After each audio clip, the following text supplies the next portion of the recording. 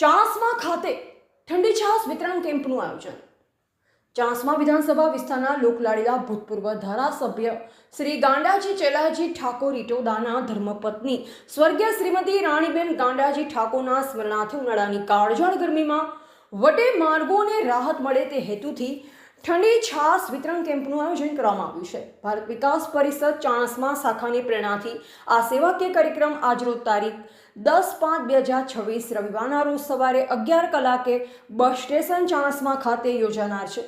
આ પ્રસંગે ભારત વિકાસ પરિષદ ચાણસ્મા શાખાના સર્વે સભ્યો તેમજ આગેવાનોને મોટી સંખ્યામાં ઉપસ્થિત રહી સેવા કાર્યમાં સહભાગી થવા નમ્ર અપીલ કરવામાં આવી છે।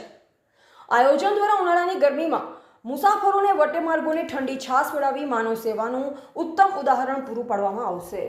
ભારત વિકાસ પરિષદ ચાણસ્મા શાખા દ્વારા છાશ વિતરણનો કાર્યક્રમ કરવામાં આવ્યો। આ કાર્યક્રમ સ્વર્ગસ્થ રાણીબા ગોડાજી ઠાકોર ઇટોદા પૂર્વ ધારાસભ્ય શ્રી ગોડાજી ચેલાજી દ્વારા આયોજિત કરવામાં આવેલ હતો।